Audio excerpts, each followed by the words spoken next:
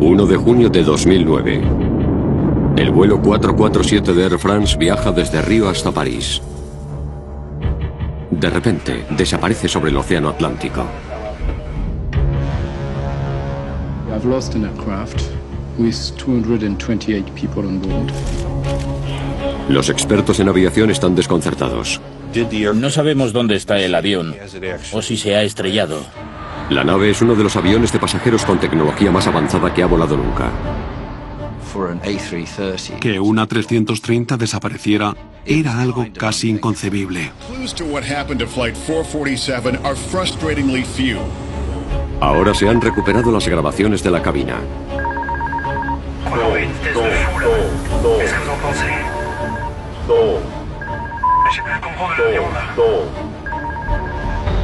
Estas increíbles grabaciones no solo revelan qué provocó el accidente.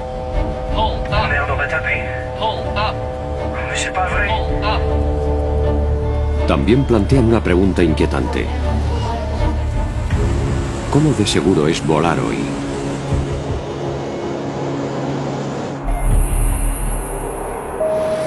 Toda la verdad sobre el vuelo 447. 31 de mayo de 2009, Río de Janeiro, Aeropuerto Internacional de Galeão, 7 de la tarde hora local. El vuelo de Air France, un Airbus 330, despega rumbo a París. El vuelo ha de durar 11 horas.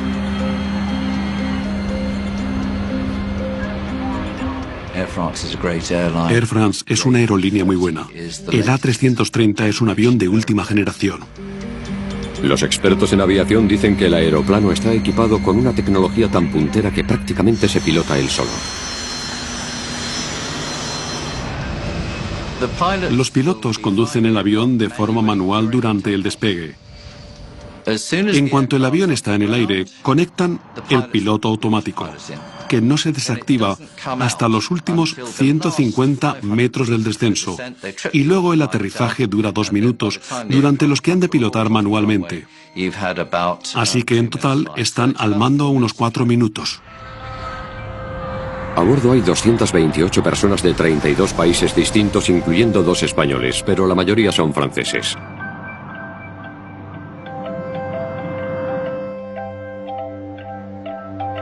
Caroline Soulas y su marido Sebastián, que es auxiliar de vuelo de Air France, acaban de volver de disfrutar 3 días libres en Río. Caroline pudo viajar mucho porque iba a todas partes con su marido, sobre todo a Brasil. Fue 3 veces allí. Se enamoró del país. Antes de embarcar en el vuelo 447, Caroline se puso en contacto con su madre Corinne, que estaba en su casa de París. Antes de salir de Río, a eso de las 7, me mandó un mensaje diciendo: qué pena irme de Río, hace mucho sol. ¿Qué tiempo hace en París? Fue el último mensaje suyo que recibí. 1:35 de la madrugada.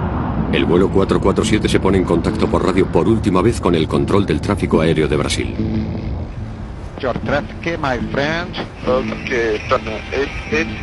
El avión abandona el espacio aéreo brasileño y vuela hacia un punto ciego del radar que hay en mitad del Atlántico. El aparato estará fuera del radar hasta que entre en la zona del control del tráfico aéreo de Senegal. Estaba en tierra de nadie, en mitad del océano. Era un punto a mitad de camino entre Brasil y Senegal.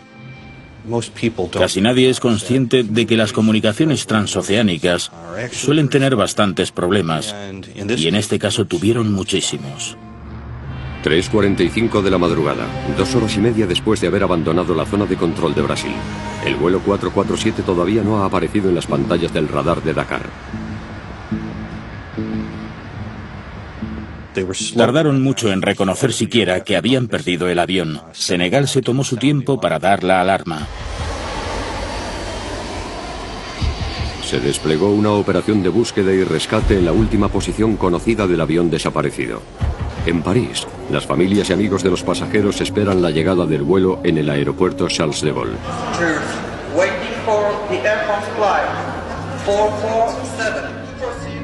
Corinne Soulas espera en casa a que su hija la llame. Pero en su lugar recibe una llamada del suegro de Caroline. Me llamó para preguntarme cuál era el número del vuelo, porque había oído en la televisión o en la radio que había desaparecido un avión. Yo no lo sabía y empecé a asustarme cuando vi las noticias y escuché la radio. Me puse, ¿cómo decirlo? Histérica. Me puse histérica. Robert, el padre de Caroline, estaba trabajando en el extranjero cuando se enteró. Me quedé solo. Me sentí como si no hubiera nadie más en el mundo. No podía hacerme a la idea de perder a Caroline. No podía ser. Horas después de la desaparición, Air France emite un comunicado. This is a catastrophe, undoubtedly. And we have lost an aircraft with 228 people on board. El vuelo 447 parece haberse evaporado. No hay llamada de socorro, ni rastro del avión en los radares. Tampoco hay testigos ni indicios de que haya habido un accidente. Clues to what happened to Flight 447 are frustratingly few. Al principio había muy poca información. No sabíamos dónde estaba el avión, o si es que se había estrellado, ni tampoco dónde estaban los restos. No parecía que la tripulación estuviera preocupada, porque de ser así hubieran hecho una llamada de emergencia al control aéreo, pero no fue así.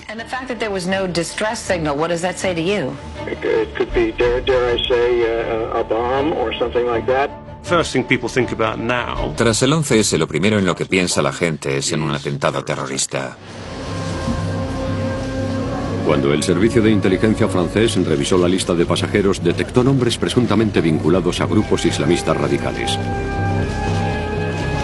La única manera de confirmar o desmentir la teoría de la bomba era encontrar los restos del avión, pero no podían localizar con exactitud el lugar de la desaparición. El asunto del vuelo 447 de Air France fue muy complicado. Para empezar, se estrelló en una zona donde no había cobertura de radar, así que no se podía localizar en qué parte del mar había caído. Por eso, el área de búsqueda fue enorme. Se peinó una zona de 17.000 kilómetros cuadrados. El 6 de junio, 5 días después de que el vuelo 447 desapareciera, se encontraron algunos restos del avión y 50 cadáveres a unos 965 kilómetros de la costa de Brasil.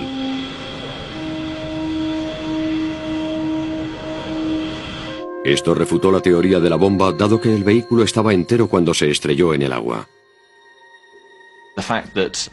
El hecho de que los cadáveres que se hallaron flotando provinieran de varias partes del avión da indicios de que el avión estaba intacto y con los pasajeros en su interior cuando se estrelló contra el agua. Pero si el vuelo 447 no se estrelló a causa de una explosión, ¿por qué lo hizo? ¿Cómo es posible que un aparato tan sofisticado y caro provocase la pérdida de tantas vidas? La gente estaba ansiosa por saber cuáles habían sido las causas, tanto por el bien de las familias como por tener mayor seguridad en el futuro. Con más de 600 Airbus 330 volando a diario por todo el mundo, es crucial descubrir qué es lo que provocó el accidente. Las cajas negras del avión podrían ofrecer la respuesta, pero yacen perdidas en el fondo del mar, a 4 kilómetros de profundidad. Quiero saber exactamente por qué murió mi hija. ¿Cuál fue el motivo?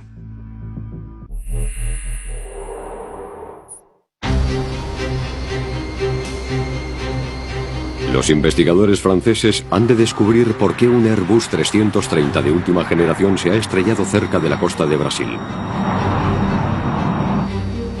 Creen que encontrar las cajas negras del avión puede ser la clave para resolver el misterio. Cabía la posibilidad de que nunca encontrásemos las cajas negras. En el pasado ha habido accidentes en los que nunca se han podido recuperar. Un submarino nuclear francés colaboró en la misión de búsqueda. El vehículo es capaz de captar las señales ultrasónicas emitidas por las cajas negras. La vida útil de las balizas localizadoras submarinas es de 30 días. El terreno del lecho marino era muy montañoso, lleno de desniveles enormes. Creo que los había de entre 900 y más de 4.000 metros de profundidad. Pasan 30 días sin éxito. El equipo envía mini submarinos para que peinen el lecho marino. Las cajas negras eran importantísimas. Por eso el gobierno francés y otras entidades invirtieron tantísimo tiempo y dinero en intentar localizarlas. Se puso mucho empeño en buscarlas. Sin embargo, casi 2 años y más de 35 millones de euros gastados después, una de las mayores búsquedas de la historia marítima sigue sin dar resultados. Cuando parecía que jamás se resolvería el misterio de qué fue lo que causó el accidente del vuelo 447, los investigadores franceses recurrieron al equipo norteamericano que localizó los restos del Titanic en 1985. Un tiempo después, el 2 de abril de 2011, el equipo de buceo encontró el fuselaje destrozado a casi 4 kilómetros de profundidad. También encontraron 104 cadáveres, muchos de ellos todavía atados a sus asientos. Varias familias estaban en ascuas esperando a que les llamasen para decirles que habían encontrado a sus seres queridos. Y claro, cuando les llamaban diciéndoles lo siento, no hemos encontrado nada, sus esperanzas, que habían aumentado con la llamada, se desplomaban en cuestión de segundos. 74 cadáveres siguen sin encontrarse, incluyendo el de Caroline Soulas. Para muchas familias, esto supuso otra nueva pesadilla. Sin embargo, en las profundidades del Atlántico, los equipos submarinos prosiguen la búsqueda de los restos, hasta que al final encuentren lo que buscaban, las cajas negras. Cuando por fin las encontraron, la situación dio un vuelco. Finalmente el asunto empezó a aclararse. Las familias y amigos de los 228 fallecidos tienen por fin la oportunidad de descubrir qué fue lo que provocó el accidente. La información de la caja negra revelará la cadena de acontecimientos que desembocó en la pérdida del avión. Las grabaciones reales no se han hecho públicas, pero unos actores leerán una transcripción que documenta los terribles últimos minutos previos al accidente.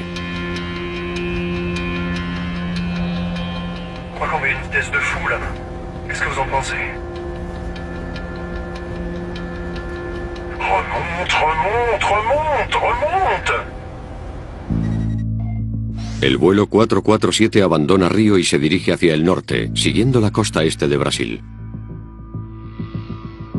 El avión está bajo el mando del capitán Marc Dubois, de 58 años, que tiene en su haber casi 11.000 horas de vuelo.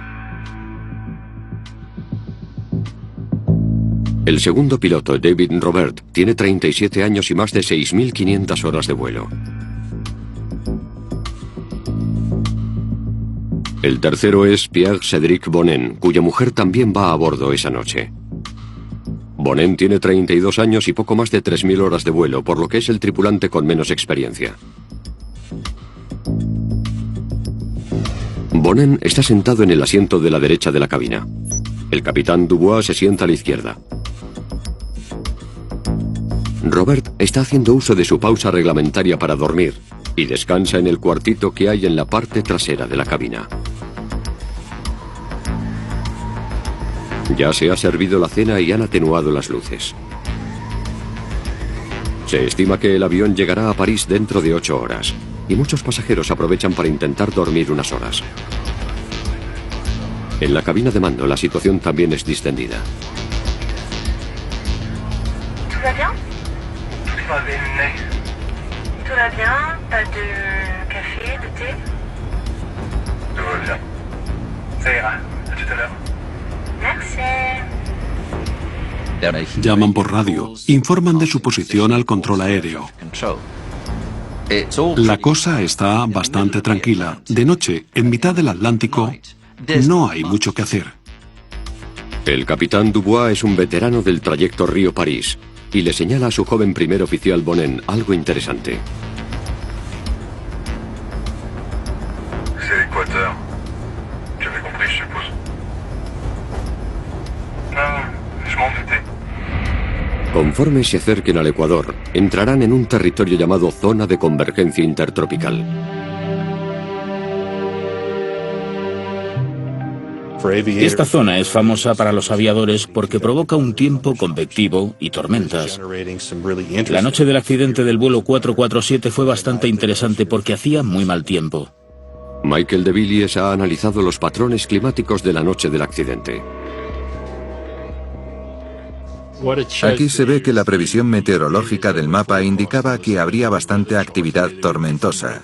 Las tormentas son, probablemente, el fenómeno meteorológico más peligroso.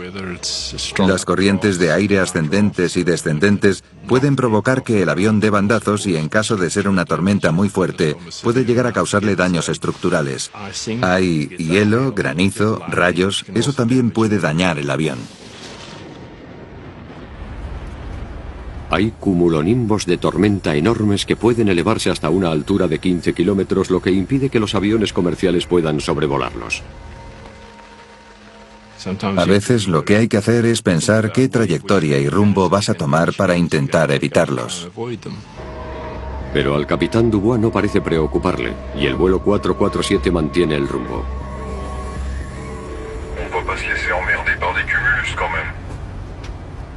Sortear nubes de tormenta no es muy complicado. Las miras y si están delante de ti, giras a la izquierda o a la derecha y las rodeas. Es bastante sencillo. Otros aviones que atraviesan la zona esa misma noche sí que optan por rodear la tormenta.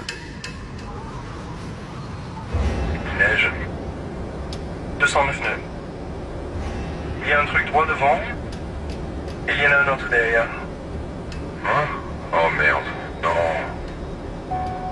Baisse un peu la lumière intérieure pour voir dehors. Ouais. J'allume les feux pour voir. Ah voilà. Quoi? On dirait qu'on va rentrer dans les zones nuageuses. 1:51 de la madrugada. De repente, la cabina que estaba casi a oscuras se ilumina. Ah bah manquait plus que ça. C'est quoi ça? C'est tout ce qu'il nous fallait, monsieur de Saint-Elme. El piloto veterano Dubois reconoce los destellos brillantes del fuego de San Telmo, un fenómeno eléctrico espectacular que suele darse en los trópicos. Empezaron a pasar varias cosas extrañas. Hubo una especie de brillo azul que era el fuego de San Telmo. Eso proyectó una luz muy rara e inquietante hacia el interior de la cabina. El fuego de San Telmo no es más que una descarga en el parabrisas. Una especie de perdigones de hielo con carga eléctrica golpean el cristal, liberan la carga y entonces surgen esos patrones que recorren el vidrio.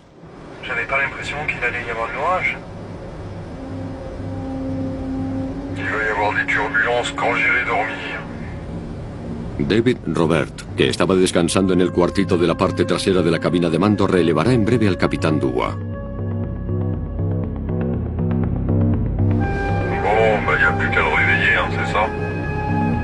El capitán Dubois quiere aclarar quién va a pilotar el avión mientras él descansa antes de que llegue Robert.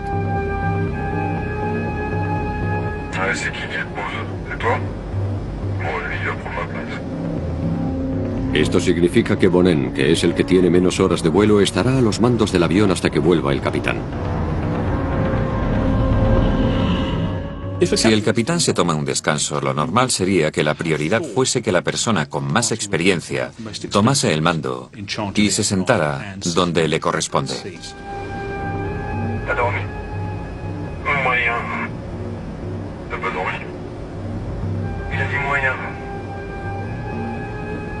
Bon, allez, je me casse. Bon, ça va. Bon, les petites turbulences qu'on vient d'avoir. Tu vas aller mal après? Me pareció curioso que el capitán decidiera descansar durante la que creo que es, sin lugar a dudas, la parte más complicada del trayecto en lo que al clima se refiere. Yo hubiera dicho que esa sería precisamente la parte en la que el capitán querría estar presente.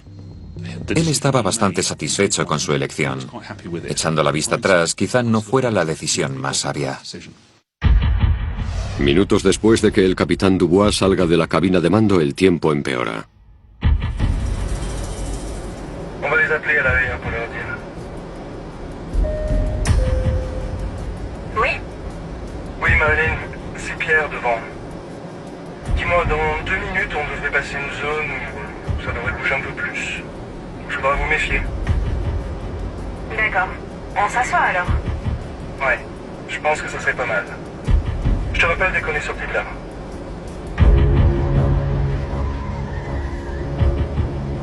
Vache, heureusement que c'était la 330, hein? C'est clair. Moins 42 degrés. Robert sugiere cambiar de rumbo para evitar las nubes de tormenta.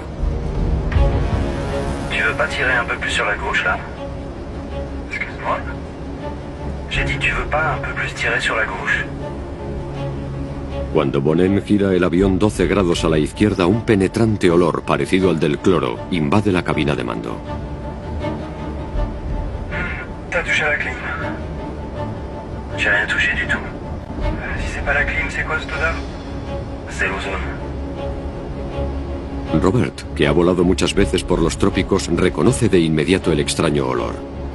Sin embargo, su joven compañero parece alterarse. C'est quoi ça? C'est un rapport avec l'électricité? Non, l'ozone, c'est de l'air chargé d'électricité. Non. Ah d'accord. Hay olores raros en la cabina. Hubo anomalías eléctricas, fenómenos como el fuego de San Telmo y demás. Son varias cosas que pueden afectar negativamente al rendimiento del piloto. 2:10 de la madrugada. Se oye un ruido fuerte en la cabina de mando. Los expertos que analizaron las grabaciones de la caja negra creen que el sonido lo producen unos cristales de hielo al impactar contra el avión. Entonces, se activa una alarma. La alarma advierte a la tripulación de que el piloto automático ha dejado de funcionar y de que vuelven a tener el control del avión.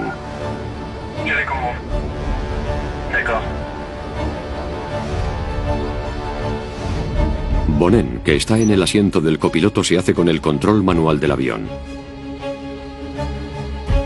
Ahora su compañero Robert, que tiene más experiencia, es en la práctica el copiloto. Lo que la tripulación desconoce es que el descenso de la temperatura ha causado que el hielo bloquee 3 sensores muy importantes llamados tubos de pitot. Básicamente, el sistema de tubos de pitot detecta la velocidad con la que el aire impacta contra el avión. Al bloquearse, el indicador se puso a 0 y perdieron la información de la velocidad. Es como si el avión hubiera dicho: esta información no sirve para nada, vaya basura. Voy a quitar el piloto automático y que los pilotos tomen el mando. Ahí es donde ellos empiezan a ganarse el sueldo. Pero tampoco es una situación tan grave. Lo único que pasa es que no reciben datos sobre la velocidad. En teoría, cuando se derrita el hielo, los sensores de pitot deberían de volver a funcionar. Lo normal es no hacer nada, seguir pilotando el avión con normalidad y mantener los ajustes de potencia tal cual, porque han funcionado bien hasta el momento. Si la tripulación no toca nada, el avión continuará bastante estable hasta que salgan del apuro y el avión vuelva a volar de forma segura. En el caso del vuelo 447 de Air France, fue la reacción casi refleja del piloto lo que realmente empeoró la situación. Jamás habrá forma de saber por qué el piloto actuó como actuó.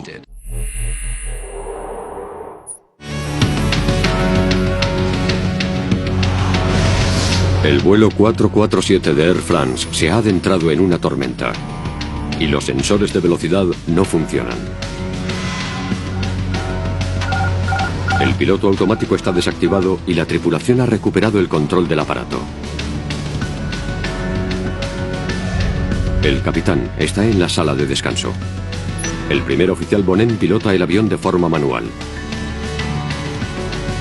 Su compañero, el oficial David Robert, que tiene muchas más horas de vuelo que él, se ocupa de la comunicación por radio.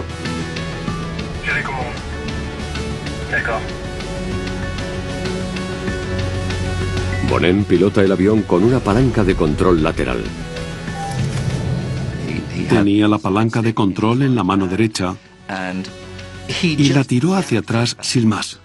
Para entendernos, lo que hizo el piloto fue tirar hacia atrás la palanca de control, lo que provocó un incremento en la altitud y que el avión se elevase. Los datos de la caja negra confirman por qué Bonin quería que el avión ganase altitud. Los instrumentos de vuelo indicaban una pérdida de altitud de unos 120 metros. Cuando los sensores de velocidad se congelaron, los instrumentos mostraron falsas lecturas de velocidad y altitud.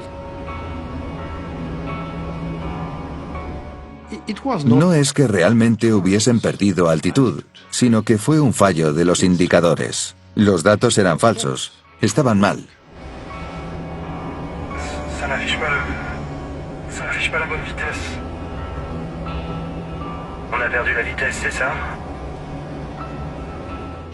Tienes que confiar en los instrumentos y claro, si empiezan a funcionar mal y a darte información incorrecta, es difícil saber qué hacer porque te entrenan para depender de ellos.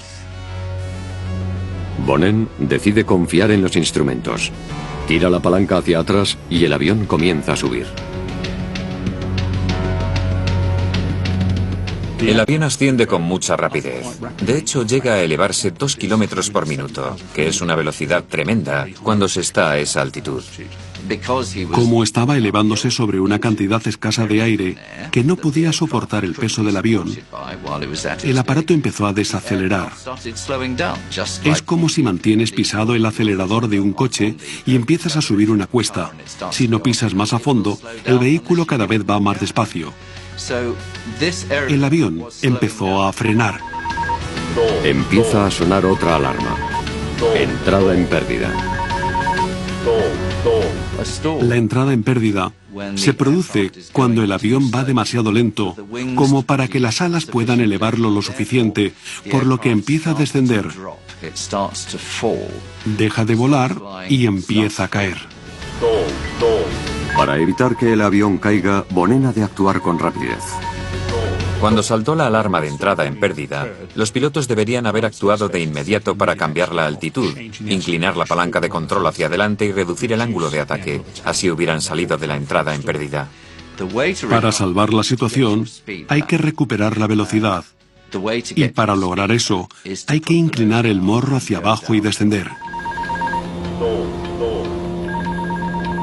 Sin embargo, Bonin no inclina el morro hacia abajo, sino que mantiene la palanca hacia atrás, por lo que el avión sube cada vez más mientras continúa perdiendo velocidad. La única conclusión que puedo sacar es que ellos no creían que el avión hubiera entrado en pérdida. Las grabaciones de la caja negra muestran que en ese momento uno de los 3 sensores de velocidad que se habían congelado ya funcionaba de nuevo. Por desgracia, para cuando los indicadores de velocidad del aire volvieron a funcionar, la altitud del avión y otros parámetros habían sufrido grandes cambios. La información que daban los sensores que habían vuelto a estar operativos parecía incorrecta, aunque no lo era, debido a que todo lo demás era un desastre.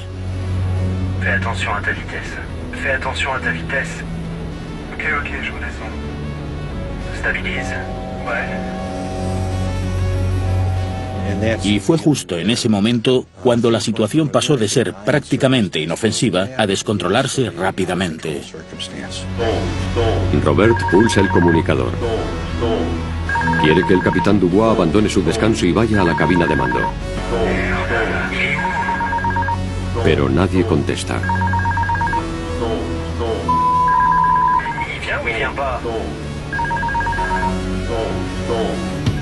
En estos momentos el vuelo 447 de Air France está a algo más de 11 kilómetros sobre el mar y sigue en ascenso. Una vez que estás ascendiendo a mucha velocidad, esta disminuye muy rápidamente. Si siguieras tirando la palanca hacia atrás, la velocidad de elevación aumentaría hasta un punto en el que la velocidad del avión disminuiría hasta que el aparato entrase en pérdida, y entonces la situación daría un vuelco. A casi 11 kilómetros y medio de altura, el vuelo 447 comienza a caer.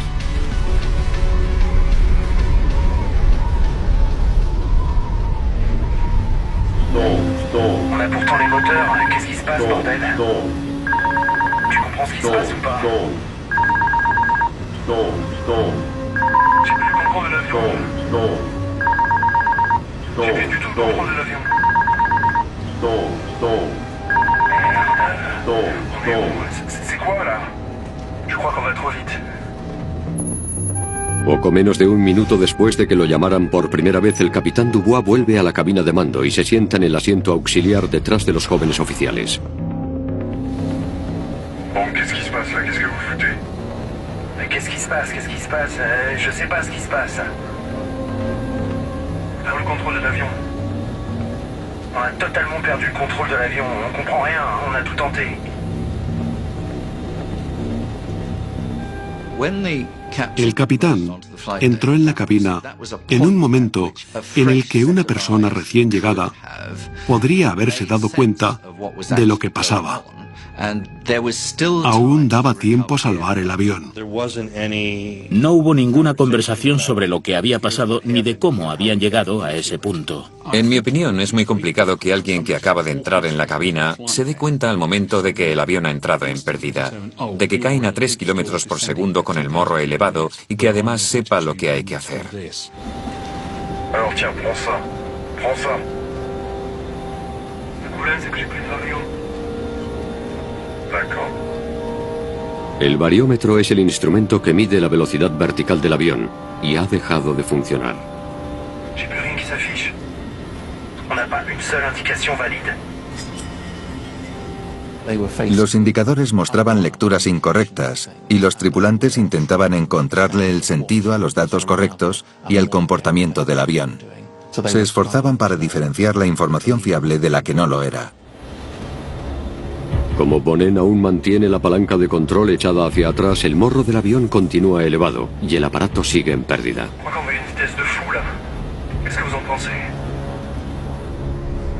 En su opinión, el avión va demasiado rápido, así que se dispone a activar los frenos aerodinámicos. Eso es justamente lo que no debería haber hecho. El problema era que ya iban demasiado lentos y no tenían la suficiente elevación, por lo que frenar solo hubiera empeorado la situación. David Robert le dice inmediatamente al piloto que no lo haga. No, no, surtout sors pas les freins. ¿No? Ok. Les sors pas. El avión desciende hasta una altura inferior a 9 kilómetros, pero todavía están a tiempo de salir de esta. Si hubieran orientado el morro del avión hacia abajo y hubieran aplicado la suficiente potencia, podrían haber salido de pérdida y haberse recuperado por completo. Como el avión estaba intacto, podrían haber continuado el trayecto sin más. Robert asume el mando del avión sin dar el aviso oral habitual. Tampoco se da cuenta de que Bonnen sigue tirando de la palanca hacia atrás y la tripulación se centra en enderezar las alas en lugar de en orientar el avión hacia abajo y darle más potencia para salir de pérdida.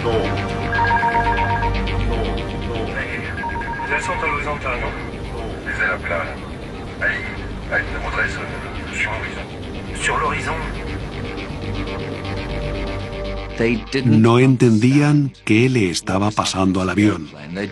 Su visión del asunto era tan confusa que las acciones que emprendieron, con la esperanza de solucionar los problemas, no pudieron ser más inapropiadas. Qu'est-ce que t'en penses? Qu'est-ce qu'il faut faire? Je sais pas.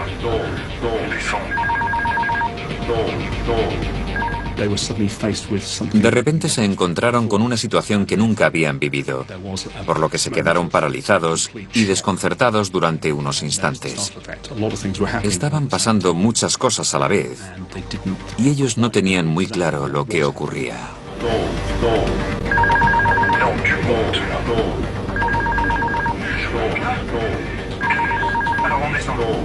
Tu montes? Merde, c'est pas possible.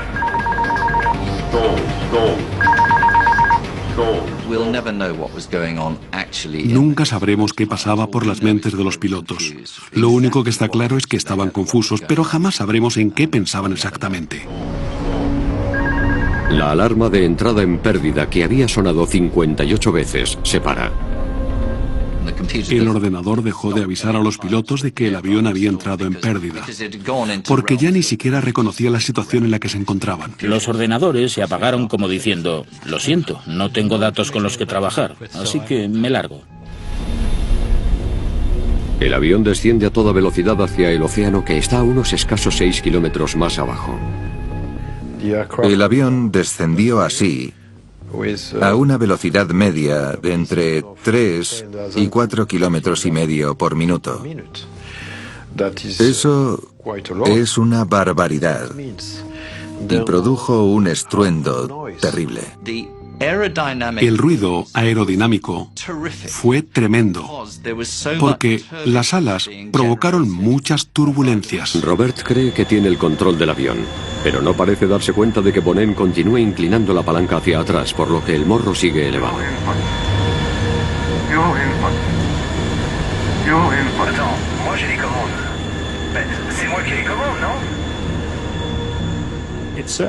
Todo apunta a que la disciplina y la comunicación se vinieron abajo en esa cabina de mandos.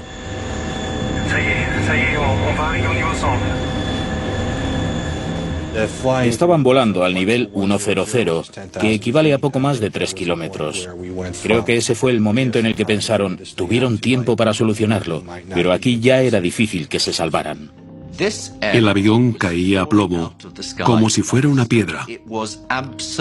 Ya no volaba, solo caía. Y lo hacía con el morro apuntando hacia arriba.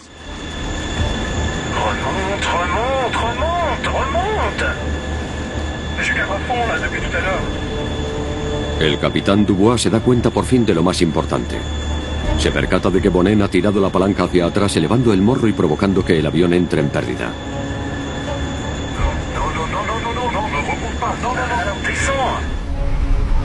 Robert sabe que para salir de la tormenta ha de conseguir que el morro del avión apunte hacia abajo.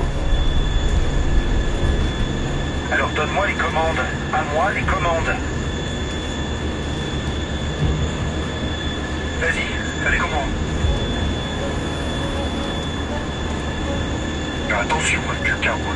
Je cabre.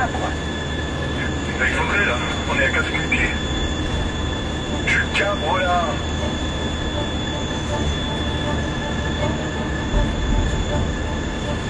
El avión se desplomaba así, con el morro en el aire.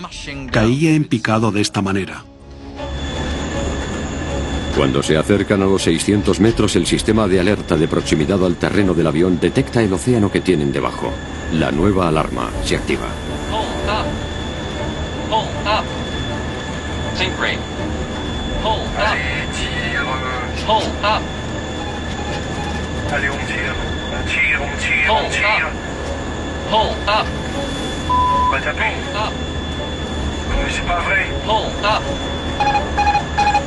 Qu'est-ce qui se passe? 10 degrés d'assiette. La grabación se detiene a las 2 horas 14 minutos y 28,4 segundos.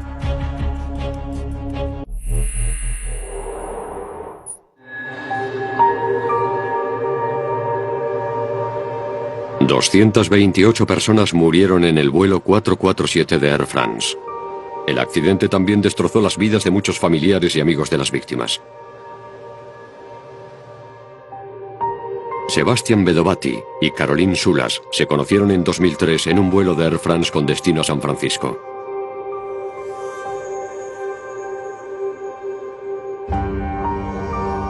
Seis años después, murieron en el vuelo 447 de Air France. Me encanta esta foto, porque se ven los anillos. Y yo tengo uno igual. Estaban muy enamorados. Sus padres, Robert y Corinne, visitan a menudo el monumento dedicado a los pasajeros y la tripulación del vuelo que hay en el cementerio del Père Lachaise. Su hija no tiene tumba, porque nunca se recuperó el cuerpo. El problema también es que eran pareja. Y como el cuerpo de Sebastián se recuperó, pero el de Caroline no, Van a estar separados eternamente. Espero que no notara nada antes del impacto, del choque. Pero no estoy seguro de que fuera así. Una de las cosas que me preguntan es, ¿mi padre, marido, hijo, hermano o hermana sabía lo que estaba pasando? Para mí el momento más duro fue hablar con la familia de un joven que volvía de visitar a su abuela en Río. Solo me hicieron una pregunta. ¿Sufrió? Una madre me preguntó, ¿mi hija se enteró de lo que pasaba? Es que muchos amigos me han dicho que es imposible que notase nada porque estaría inconsciente. Me sentí obligado a contarle la verdad, que es, me temo, que seguro que siguió con vida durante la caída de 3 minutos y medio. Puede que estuviera dormida, y ojalá fuera así, pero la caída debió de ser turbulenta y descontrolada, así que es muy probable que se enterase. En una rueda de prensa en París, Air France defendió a ultranza a sus pilotos y agradecieron la dedicación de los 12 miembros de la tripulación que murieron en el siniestro. C'est dans un environnement de pilotage extrêmement dégradé que l'équipage, qui rassemblait à la fois les compétences du commandant de bord et des 2 copilotes, est resté engagé jusqu'au bout et jusqu'aux derniers instants. Habría que preguntarse cómo es posible que 3 pilotos cualificados y con experiencia no pudieran averiguar qué le pasaba al avión y por qué se precipitaba hacia el océano. Eso es un fallo del sistema, no un error del piloto. Un informe del BEA a la Oficina de Investigación de Seguridad francesa descubrió que el accidente fue el fruto de un conjunto de factores técnicos y humanos. Todo empezó cuando los sensores de velocidad del vuelo 447, también llamados tubos de pitot, fallaron en su funcionamiento, desactivando así el piloto automático. Thales, la empresa fabricante de los tubos de pitot, dijo que los tubos tuvieron que funcionar en un entorno muy adverso y no se encontraban en una situación que se ajustase a los parámetros especificados ni a los requerimientos de la certificación. Pero esta no fue la primera vez en la que esta clase de tubo de pitot había fallado. La Agencia Europea de Seguridad Aérea estaba al corriente de que había habido 17 casos de fallos de tubos de pitot entre 2003 y 2008. La ESA afirma que no les dijeron que las tripulaciones hubiesen tenido problemas para solucionar las dificultades. Los tubos de pitot estaban diseñados para cumplir controles de calidad exigentes y por lo tanto no estaba justificado que se tomasen medidas de forma obligatoria. Air France sabía que los tubos habían dado problemas y había acordado cambiarlos por otros en cuestión de meses, aunque funcionaban. Lo que no estaban dispuestos a hacer era paralizar toda su flota de Airbus mientras sustituían los tubos por unos más modernos. Ellos creían que podían seguir funcionando de forma segura. Airbus, el fabricante del A330, también hizo hincapié en que los tubos de pitot del avión cumplían todos los requisitos de seguridad. Los 3 tubos de pitot cumplían los requisitos de certificación. Después del accidente volvieron a ponerse a prueba y siguieron superando los test. De hecho, cumplieron los mínimos exigidos con un ancho margen. Tras el accidente, la AESA dictaminó que la instalación de nuevos tubos de pitot era obligatoria. Desde agosto de 2009, toda la flota de A330 de Air France está equipada con los tubos nuevos. El informe de investigación también recomendó que se mejoraran los sistemas de alarma de entrada en pérdida y el instrumental de las cabinas de los A330, especialmente el asistente de navegación de rumbo del avión, el director de vuelo. El director de vuelo confundió las cosas. Y hay que tener en cuenta que, como ya hemos dicho, los ordenadores estaban confusos y aún tendían a seguir las órdenes del director. Airbus dijo que los pilotos no hicieron caso de los procedimientos operativos y que deberían haber desconectado el director de vuelo en cuanto perdieron las lecturas de velocidad. Sin embargo, afirman que examinarán rigurosamente todas las recomendaciones dictadas por el BEA. ¿Pero conlleva siempre la tecnología punta una mayor seguridad en los vuelos? Puede que los aviones en sí sean sencillos de pilotar. Puede que tengan sistemas automatizados para asistirte en la tarea. Puede que también dispongan de ordenadores que calculen datos con una precisión increíble, pero son aparatos tremendamente complejos. Si algo sale mal, es como si tu ordenador funcionase mal. Los aviones actuales son un enorme conjunto de ordenadores. Entonces, ¿podemos confiar en que los profesionales todavía sepan pilotar? La tripulación del vuelo 447 de Air France había recibido un entrenamiento completo y estaba plenamente cualificada, pero los investigadores franceses recomendaron que los pilotos se sometieran a un entrenamiento adicional. En cierto modo, el accidente se veía venir. Hace mucho tiempo que sabemos que hay campos en los que los pilotos necesitan un mejor entrenamiento, y no solo para pilotar los aviones Airbus, sino para todos los tipos de aviones modernos.